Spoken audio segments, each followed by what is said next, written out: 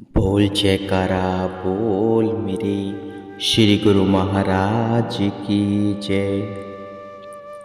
सौभाग्यशाली गुरुमुखो, गुरु को सिर पर राखिए, चलिए आज्ञा माही। कहे कबीर तेहि दास को, तीन लोक डर नाही। श्री कबीर साहिब जी कहते हैं, श्री पंचम पातशाही गुरु अर्जुन देव महाराज जी के दरबार में उनका एक सेवा मंज नाम का गुरु भक्ति का प्रतिशय मूर्ति हो गुजरा है। उसका जीवन गुरु के भक्तों को खास खास किस्म की शिक्षा देता है। इस सच्चे गुरु भक्त के पवित्र जीवन में जो गुण प्रतिशय रूप में चमकते हैं, वे विचार करने से बिल्कुल निराशा और कम हिम्मत आदमियों के लिए ही हिम्मत और दिलेरी का काम करते हैं। उसकी भक्ति का संक्षिप्त वृत्तांत इस प्रकार है। भाई मंज एक धनवान जमींदार था, जो शुरू में गुरु की भक्ति से बिल्कुल बेखबर था। एक बार यह किसी कारण से गुरु अर्जुन देव जी के दरबार में पहुंचा। सत्संग हो रहा था। दर्शन करते ही मन के विचारों ने पलटा खाया। चरणों पर गिर पड़ा और हाथ जोड़कर प्रार्थना की, हुजूर, इस भूले भटके को भी अपने दासों में जगह देवे और संसार के सागर से पार करो। गुरु महाराज जी ने इसकी तरफ गौर से देखा। फरमाया, भाई, दास बनना है तो सुगम है, परंतु दास तत्व को निभाना बहुत कठिन है। भाई मंज ने विनती की, दीन दयाल, जिस पर आपकी दया हो जाए, उसके लिए कौन सा काम कठिन है। हुजूर दया करें और शीघ्र भवसागर से पार उतारे।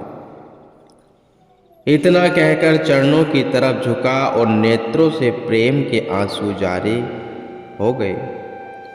गुरु अर्जुन देव साहिब जी ने अपना कोमल हाथ उसके सिर पर रखा और परमार्थ की शिक्षा दी और कुछ दिन अपने पास रखकर घर भेज दिया। भाई मंज के घर में एक कन्या थी। इसके सिवाय और कोई संतान न थी।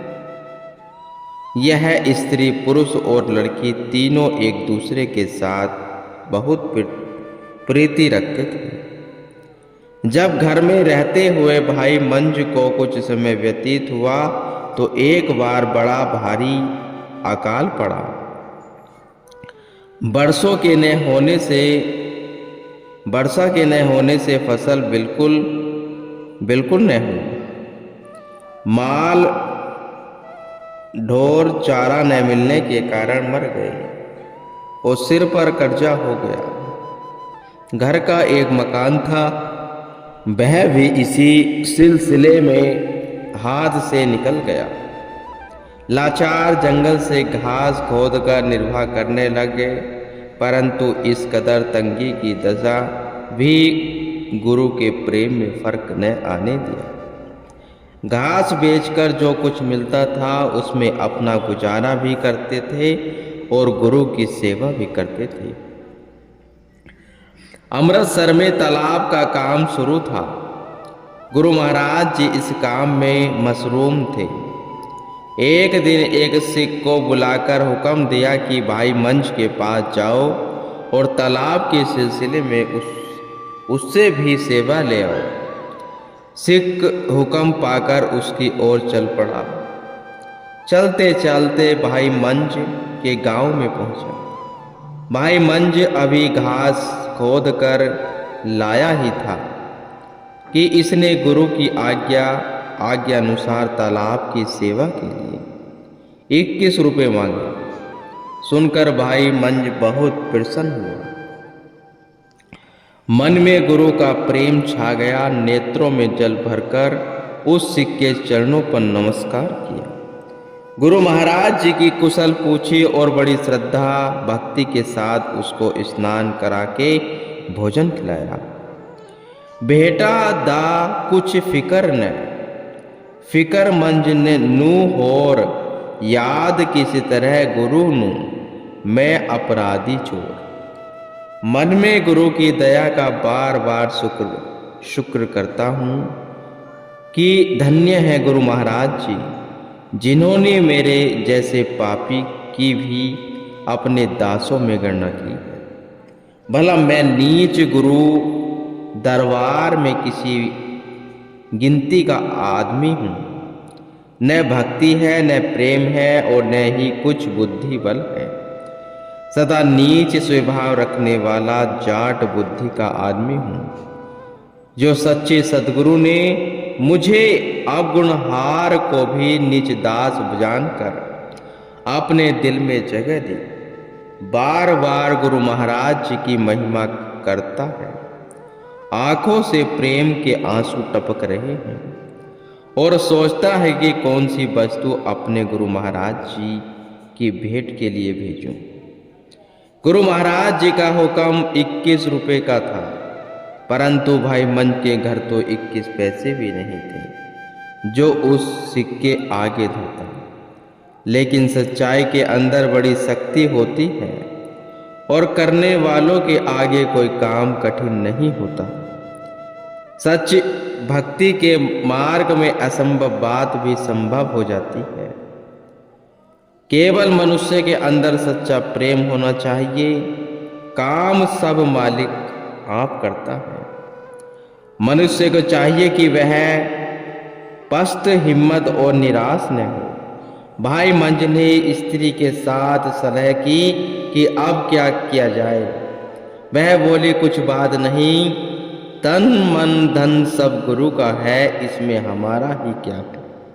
यदि आप आज्ञा दे तो मैं उस चौधरी के घर, जो कई दिनों से कह भी रहा है, लड़की का नाता कर आऊं।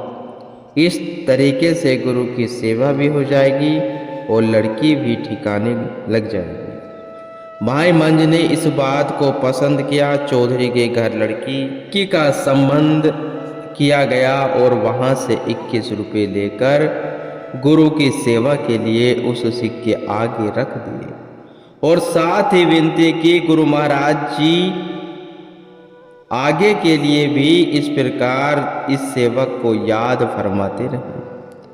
वह सिख उनसे विदा होकर अमृतसर पहुंचा और सारा वृतांत लड़की के संबंध आदि का गुरु महाराज जी के चरणों में कह सुनाया। अभी थोड़ी ही दिन गुजरे थे कि उस सिख को फिर भाई मंज के घर भेजा गया। जब वह दूसरी बार उसके पास पहुंचा तो उसको देखते ही भाई मंज उसके चरणों की तरफ झुका और अति श्रद्धा भाव से नमस्कार किया और प्रार्थना की कि अब इस दास के लिए सदगुरु का क्या हुक्म है। उस सिख ने गुरु महाराज जी के हुक्म अनुसार सब बात कह सुनाई। भाई मंज ने फिर स्त्री के साथ मशवरा किया कि अब रुपया पैदा करने की क्या सूरत होनी चाहिए। वह बोली, इस समय और तो कोई सूरत नजर नहीं आती। मेरा शरीर हाजिर है, मुझे किसी पास गिरवी रख दीजिए और सेवा करके गुरु महाराज जी प्रसन्नता प्राप्त कीजिए। ये बड़े उत्तम भागों की बात है, हमको सेवा का अवसर दिया जाता है। भाई मंज ने खुशी के साथ यह बात मंजूर कर ली और स्त्री को देकर 21 रुपये हासिल किए। भेंटा लेकर उस सिख ने दूसरा हुक्मनामा गुरु का उसको पढ़ सुनाया। उसमें लिखा था, हुक्मनामा देखते ही शीघ्र चले आओ। भाई मंज खुश हुआ। गुरु का हुक्म मिलते ही घर से निकलकर दरबार में जा हाजिर हुआ। गुरु महाराज जी ने जब उस दूर से आते देखा तो पीठ फेर ली, लेकिन प्रेम की जंजीर में जकड़ा हुआ कैदी गुरु के मुख की तरफ होकर दर्शन करने लगा। तब उस तरफ से भी आपने मुख फेर लिया। महापुरुषों की लीला को कौन जाने कि इसमें क्या भेद था, परंतु फिर भी इतना अंदाजा लगाया जा सकता था कि गुरु की मौज इस प्रकार की थी कि उनके भक्त के मन में आदर सम्मान पाकर सेवा का अहंकार न आ जाए और की हुई कमाई अहंकार से नष्ट हो जाए। क्योंकि यह भक्ति का मार्ग ऐसा सूक्ष्म है जिसमें पग पग पर खबरदार रहने की जरूरत है, वरना मन ऐसा धोखा देता है कि जीव की कई जन्मों की कमाई एकदम नष्ट हो जाती है।